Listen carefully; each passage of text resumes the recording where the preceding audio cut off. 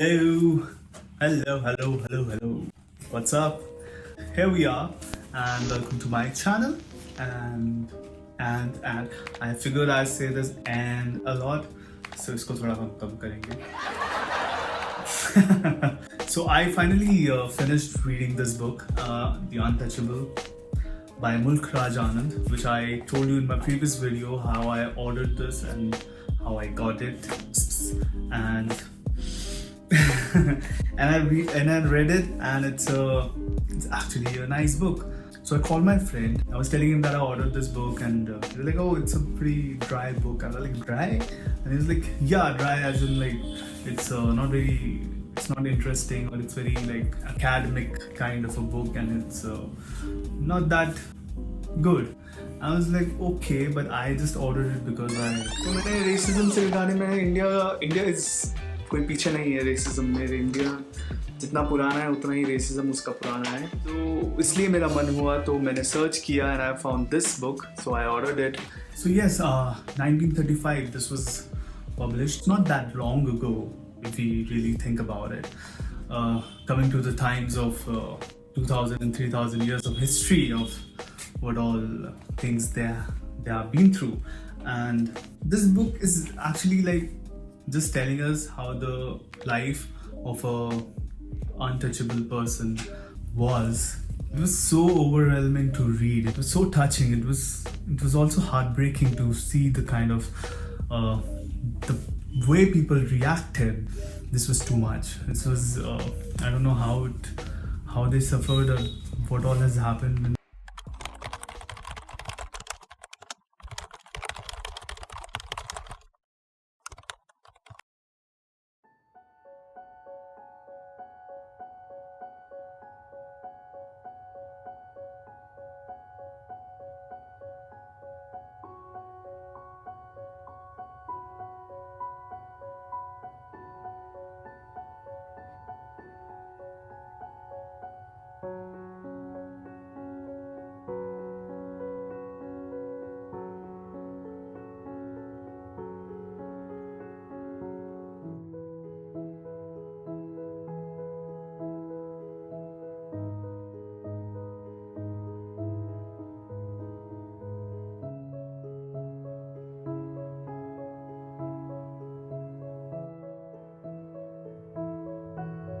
The name of this character is Baka, and how he lives his life and what he thinks, and he's obviously all the time upset. He's a normal human being, of course, though not treated as a normal human being. That is a different thing, but yeah. So and then how Gandhi comes in his village, and he gives a speech of I'll read it.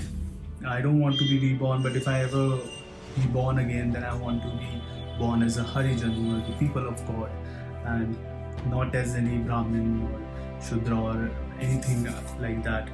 And I want to be born as an untouchable. And he's saying that they should now cease to accept leavings from the plates of high caste Hindus, however clean they may be represented to be. They should receive grain only, good sound grain, not rotten grain, and that too only if it is cautiously offered. If they are able to do all that I've asked them to do, they will secure their emancipation. अब इस sentence का इतना बड़ा मतलब है, इसमें पूरी you will get to know like a lot of things. Cease to accept leavings from the place of high caste Hindus. So at that time, these people, the untouchable, they had no source of income. They had no source of anything basically.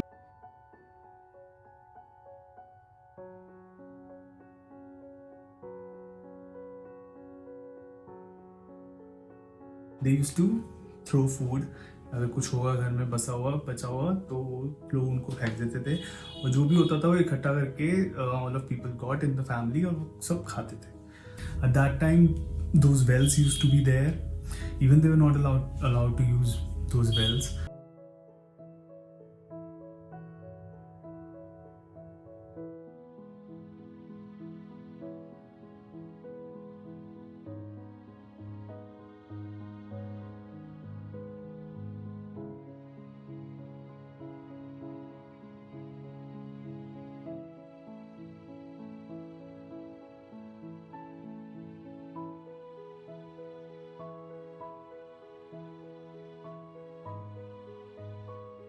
In the temples, they were not even allowed like in the premises. If you'll touch it, so you will unholy it basically. Like you'll have to purify the temple again if you touch it. If you touch a person, then that person has to go and do all the mantras and the shower again and everything, so they can go again to their work. Because if you were touched by the untouchable, so you have become unpurified. Whatever that meant. It was very sad. But Gandhi is saying कि तुम उसको जो है ना, don't throw the rotten grain, not give the rotten grain, but give the good grain, sound grain, and only if it is respectfully given.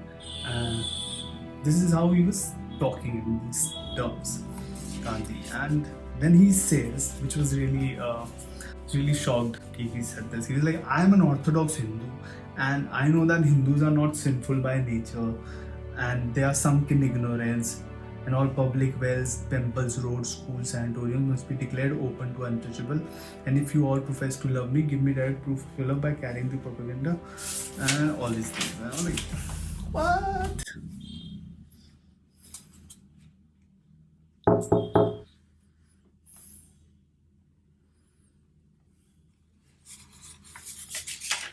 Two hours later. So yes, where Mahatma Gandhi came and gave a speech, and where he was talking about ki, yeah, you people should actually give them good food. You should not give them rotten food. You should give them respectfully, not throw at them and things like that.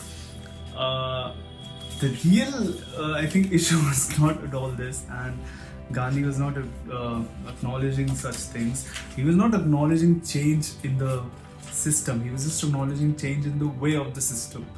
कि इतना तुम ज़्यादा बुरा करो, थोड़ा कम बुरा करो. मतलब it was like that. कि यार तुम तो मतलब एकदम बहुत ही बुरा कर रहे हो, तुम थोड़ा कम बुरा करो. बुरा करो. He's not saying कि बुरा ना करो. He's saying बुरा करो, but कम बुरा करो. ऐसी बातें हो रही थी.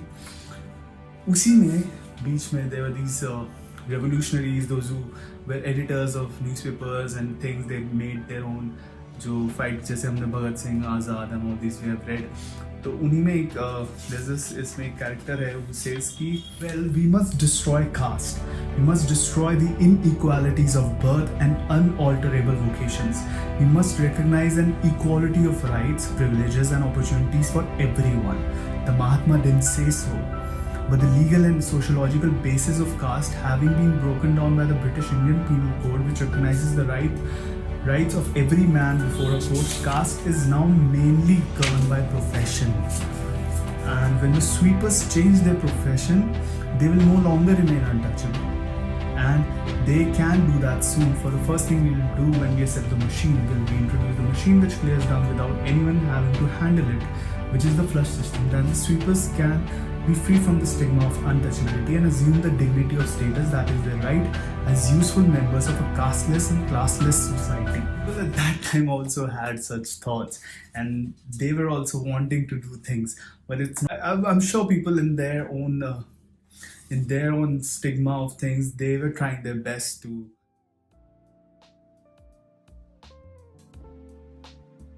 This is the book is about, and it's I guess it's something which is it's not just academic, I would say. This really gave me a kind of a start, which I really wanted to know actually. And I always want to just study and learn more things, and mostly because of the problems which the people face, and why the question of why in our everyday life, of why things are like this, why are things like that, why is there. Eventually, we are so busy in our lives. We are like so much caught up in our everyday things. We have to work, we have to look after family, we have to look after ourselves. If we are living alone, if we are not working, then we have to look for work. If we are working, then work is too much, and things like that. But we really forget the sense of the things around.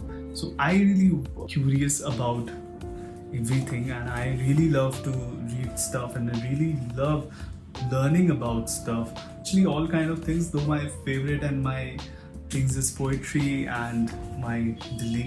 So that is why I just want to really spread this kind of thing. Ki people should not just take decisions and make comments on things without actually seeing what has brought that thing up.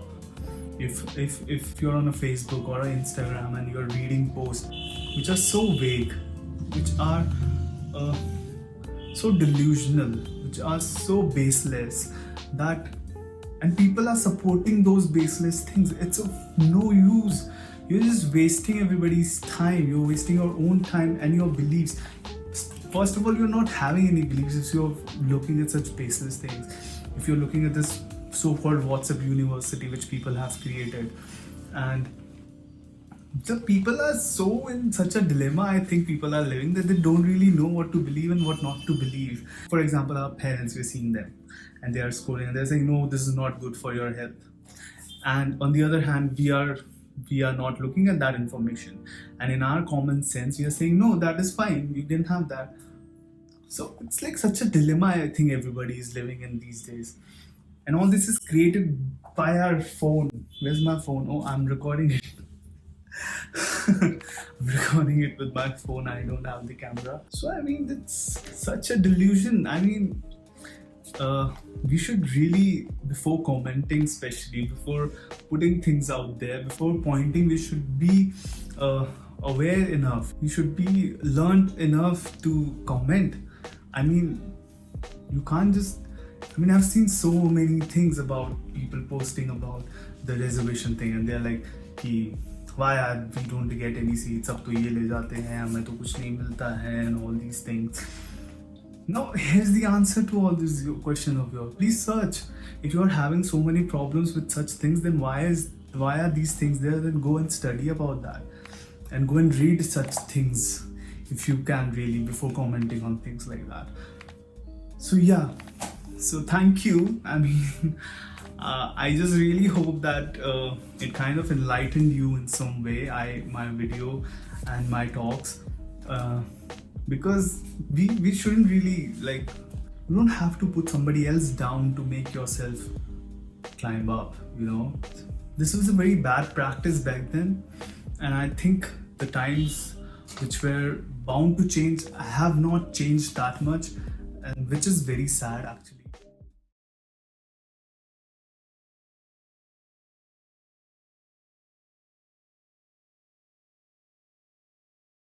So thank you for watching.